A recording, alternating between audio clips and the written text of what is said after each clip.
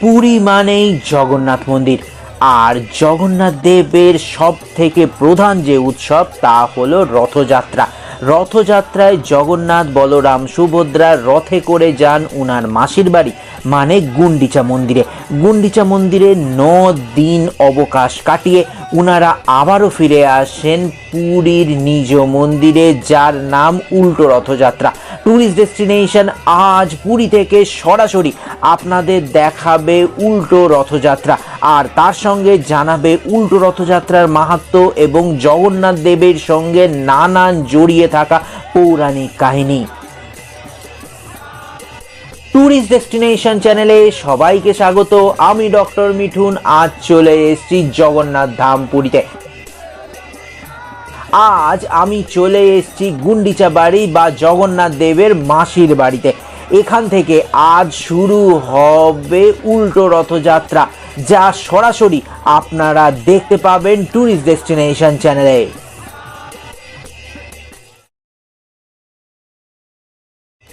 আজ 24শে জুলাই 2026। আজ হবে বহুদা রথযাত্রা।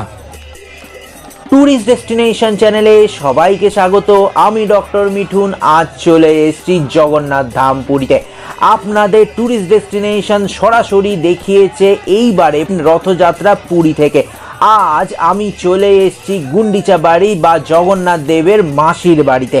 এখান থেকে আজ শুরু হবে উল্টো রথযাত্রা, যা সরাসরি আপনারা দেখতে পাবেন ট্যুরিস্ট ডেস্টিনেশন চ্যানেলে।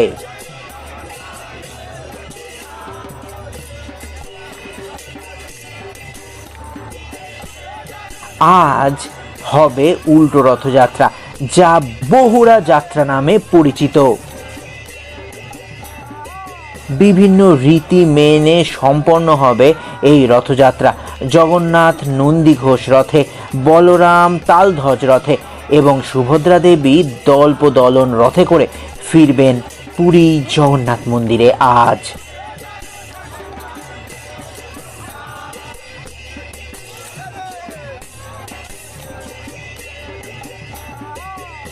কথিত আছে মহারাজ ইন্দ্রদ্যুম্নের আমলে জগন্নাথ দেব, বলরাম এবং সুভদ্রা দেবীর মূর্তি তৈরি হয়। সেই সময় রথযাত্রাও চালু হয়।